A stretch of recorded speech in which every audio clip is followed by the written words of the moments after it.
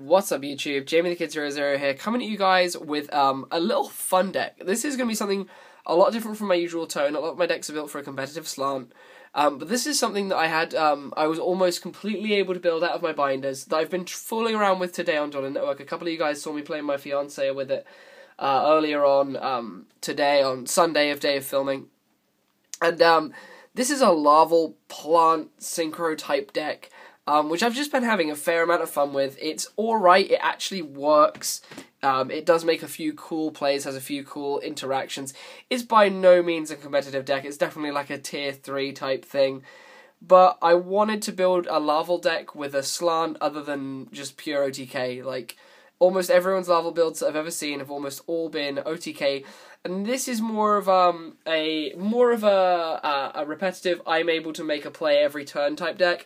Plays quite a few traps, able to make one card exceeds and one card synchro plays in mid to late game scenarios. It's a bit slow to start in the early game, so obviously it has better matchups against things like Gear and just other slower early game decks.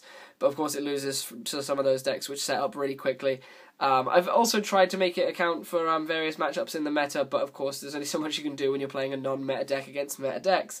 So without much further ado, I'm going to go through the deck and show you guys how I've been playing it. This is probably going to be quite long, so I'm going to try and explain as much as I can theory-wise when I was building it. So let's get into this. So to start off the list, I'm playing double Laval Lakeside Lady. Laval Lakeside Lady is kind of the focus of the deck to an extent.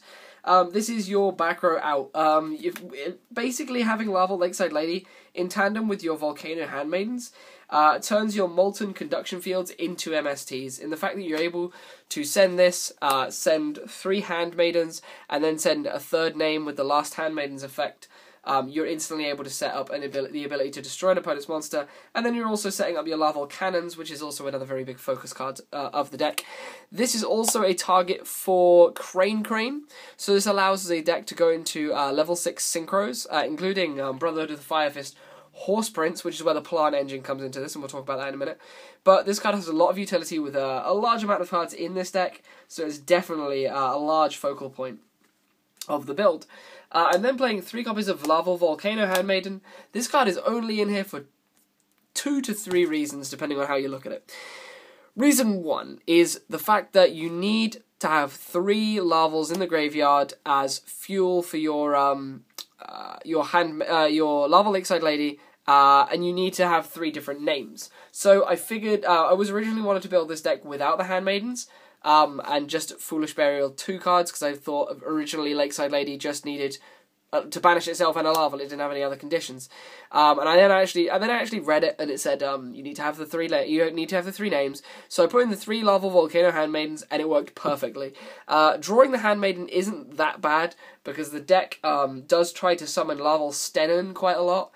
So you will always want to discard for that, and it also plays 1 for 1, so there's a discard for that. So drawing the Laval Volcano Handmaidens, while it is inherently quite bad for you, there are ways to use it in your hand or get rid of it out of your hand. And you have fluff tokens in this deck, so we all know this card level 1 tuners love fluff tokens. So 3 Handmaiden are in there, mainly for stock. Sorry, I never actually explained the other 2 reasons. The second reason is for the odd rekindling play, and the third reason is for your Laval Cannons. If it's banished, you can make level 5 synchros. Continuing on, we're going to talk about the Laval Cannons. Laval Cannon is one of the cards I was talking about earlier with regards to the 1-card synchro and exceeds plays.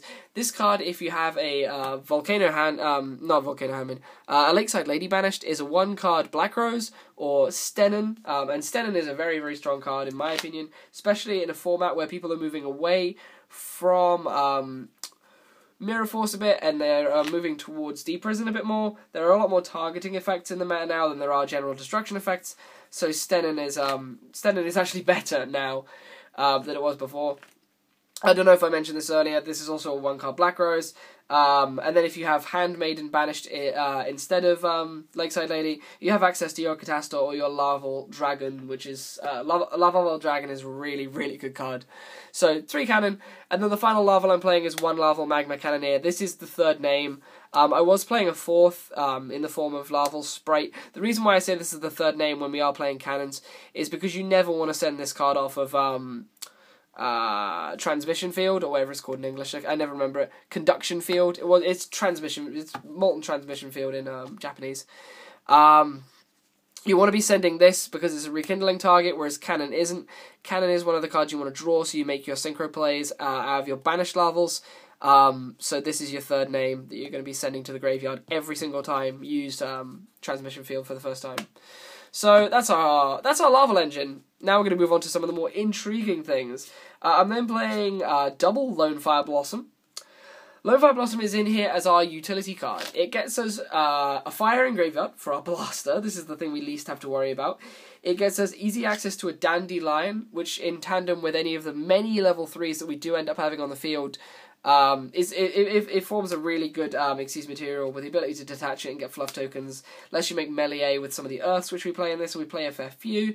So it gives us easy access to the Dandelion, and of course the Spore for making even bigger synchro plays. I mean, you can have a Stenon on the field, your opponent sets up something you need to destroy, you go Lonefire Blossom into Spore, you can then make Scrap Dragon, and then make the destruction push there.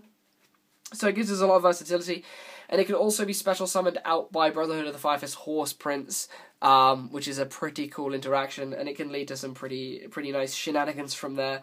I'm then playing the one Dandelion and the one Spore. These are the only plants I play. I wish I could play more, but there's just no space. I really want to play something aggressive, like something silly like a...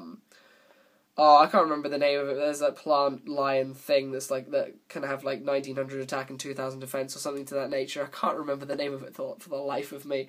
I'll remember at the end of the video, but that plant level 4, because then it means it can get around the claws that Horse Prince provides.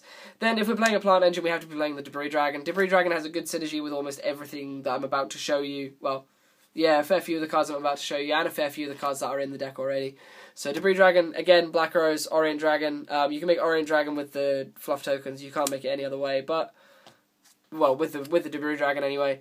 But it needs to be in there because I lost a game before because I wasn't playing it. I then play 3 Crane Crane. Crane Crane is a card that's a bit so-so in this deck.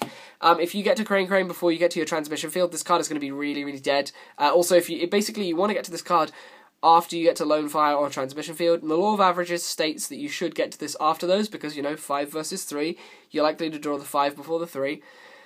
But, of course, this is Yu-Gi-Oh! Sometimes that doesn't happen, so Crane Crane can be kind of dead. You could consider cutting it to 2 if you wanted to net deck this. I don't know why you would want to, but cutting it to 2 would work.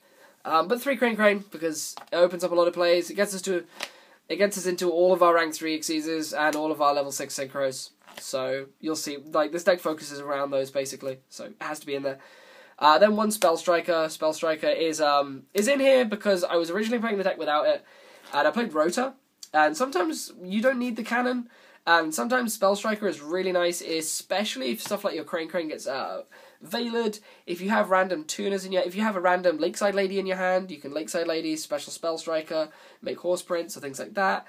A really cool play that I like doing is going Horse Prince, get Lonefire, Tribute Lonefire for Dandelion, then special summon Spell Striker, overlay with the Dandelion, for melee. You can then do all sorts of shenanigan plays like burying a Lonefire, and then next turn if you have fluff tokens for your next turn, you have that Lonefire you can bring back out of your graveyard, and it gives you more synchro plays. So this card allows for quite a few shenanigans. And then playing 1 Blaster as our last monster. You're playing a majority fire deck. It'd be silly not to play Blaster. It's also another card that you can send out of your hand to pay for Stenon when he's summoned. He's also a pretty cool card that you can send. You can summon alongside Lakeside Lady to make Leo. You can make an 8 with your Handmaidens or your Spore. You can make Star Eater with Spore when you've brought it back by banishing Dandelion or Lonefire. So you can make loads of stuff with this Blaster. It's really strong in the deck. And of course, you've got the destruction effect from your hand if you've got some of the dead Lavals in hand, like Lakeside Lady and Handmaiden. So he's just so good in every single capacity in this deck. And hey, if you don't have enough cards engraved to banish your Lakeside Ladies to make your Cannoneers live, you can banish a Lakeside Lady with this. Make the Cannoneer live. Then for the spells are pretty fun as well. The traps are really boring, but the spells are pretty fun. 1 Dark Hole, because it's Dark Hole. You're playing a bad deck basically, so you need to be able to recoup advantage if your deck backfires on you. 1 Book of Moon. I wanted to play Mind Control in this because you play a lot of tuners. but I just couldn't find the room. I guess you could cut maybe 1 or 2 of the traps for mind control and something else, but I haven't found the room yet. 1 Foolish Burial for setting up so many of the cards in this deck that want to be in the graveyard, so the Foolish is in there. 1 for 1. Again, there are so many cards that will clog into your hand. This card is quite good for getting them out of your hand, and also setting up a tuner for your to go alongside your normal summon. 1 for 1 is just a very, very helpful card. 1 Reinforcement of the Army. You're searching out your Cannoneers 99% of the time, but the Spell Striker is an option. And then finally, 1 Rekindling is the last one-of I play, because yes, it's a 1 and it's a dumb win button, but in this deck build, it's less of a win button and more of just, it's a free Xyz or Synchro rather than a win button, because you don't have all the cards in this deck to make like a shooting Quasar combo, even though Quasar still isn't legal in the UK. So that's our one-offs. And then for the multiples, we play 3 Molten Conduction Field. You want to open this, just like the old Laval build, you want to open this all the time, just to set up your graveyard, get all the dead cards straight out of the deck so you don't have to worry about drawing any of them. And it just sets you up so well. Your opponent is going to be in a bad position where they can't really set that many cards, or they'll have to set loads of cards to try and bait out your Handmaidens. If they have less than 2 back row, those 2 back row are just going to go bye-bye the moment you need to make a play, because you're able to set up the graveyard so well with this. So Conduction Field is just such a good card in this deck. I'm then only playing 2 MST because you have access to your Handmaidens, your Lakeside Ladies and Handmaidens. Your MSTs are mainly in here to deal with the problem cards that can be face up that your Lakeside Ladies can't destroy, because Lakeside Lady destroys any set card. I haven't even talked about how good Lakeside Lady is against Gigi Armor, but you should understand that from just reading the card. So that is the spell lineup, and then the trap lineup is very, very standard. It's double Fiendish Chain. You need to stay alive, basically. All these traps are devoted to keeping you alive and keeping your monsters alive. Double D Prison, double Mirror Force, Call of the Haunted.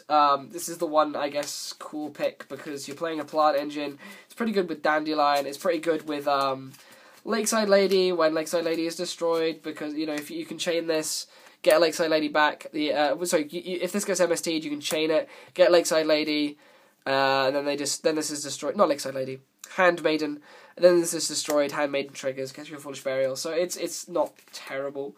And then for the other one-offs I play is 1 Bottomless, 1 Torrential, and 1 Warning.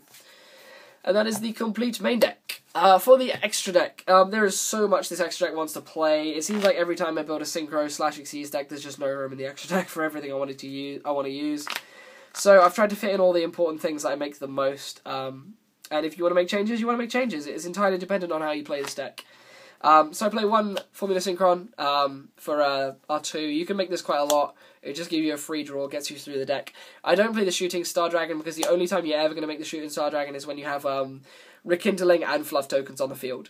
And that is so, so rare, because this is a one-off and a one-off, so I chose not to play Shooting Star and the Stardust to go with it. So the Formula Synchron is just in here for the draws and sinking into bigger stuff.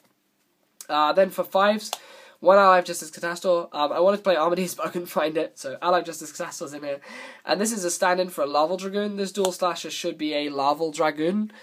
For those of you who don't know what Laval Dragoon is, it's a 5-star fire dragon Laval Synchro. Sorry, I forget what I was going to say.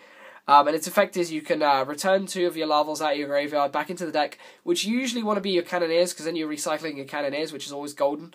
And then you can return 1 card on your opponent's side of the field to the hand. So it's a compulse on legs by recharging your deck with your Lavals. And then moving on to the 6s. These 6s are pretty cool. 1 Orange Dragon for the Debris Dragon, and just getting rid of those huge synchros which can sometimes cause a problem. Star Eater is a big problem for this deck, actually. 1 HTS Behemoth, again, removal. You're playing a bad deck, it's what I always say.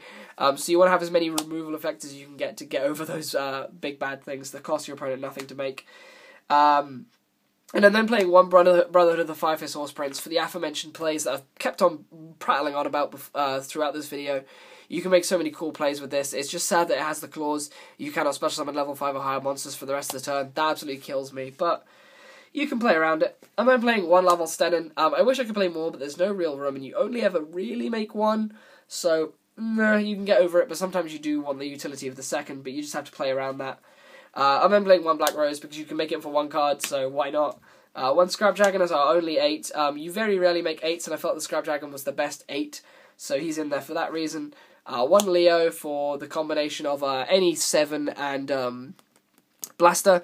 So, any 7 play and a level 3 added on. So you can make your Blaster and your Lakeside Lady, or you can go Cannon, Lakeside Lady, drop Spell Striker. So you can make those ways. And then the Star Eater, which you will very rarely make, but it's just so good you kind of have to have it in there. And then finally, for my Caesars, I play 1 Melee, because you can make it quite easily, and it can revive stuff out of your graveyard to tandem up with Blaster, or whatever you may have on the field. It's very, very versatile in this deck, so I really like it. I then play 1 Mech-Up Engineer. It's the generic card. It can stall you for 2 turns, and in this deck, stalling for 2 turns can mean all of the difference in getting you to your Rekindling or your Conduction field. Then 1 Leviair. Leviair is really good because you're going to be banishing a lot of stuff, and 1 Ghost Trick Alucard for destroying that back row that will potentially stop your plays.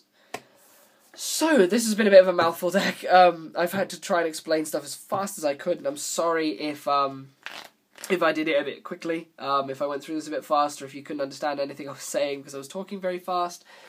But I really wanted to get this done quick. I have to pack to go. I have to record another video for Tuesday because this is going to be Monday's upload. So you can understand why I'm on a bit of a schedule. But I hope you've enjoyed. Any questions you may want to ask on this deck, please put it in the description below. I appreciate you guys are going to say this deck sucks, but it wasn't exactly a competitive deck. It's definitely something I came up with this morning, and I just threw it together and thought, hey, why not profile it because I have all the cards. It was a complete laugh to play. It's a lot of fun. I just recommend playing it an unrated on Dueling Network. But otherwise, that brings me to about the end of this video. I hope you've enjoyed. I've definitely had a lot of fun playtesting this deck.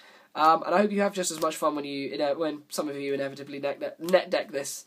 But for now, that's about everything. This has been Jamie the Kid 00. If you've really enjoyed me doing fun decks, let's see if we can get this video to 150 likes. I know I've started saying that a lot in some of my videos, but it's kind of a bit of a social experiment to see how many of you get to the end of these videos.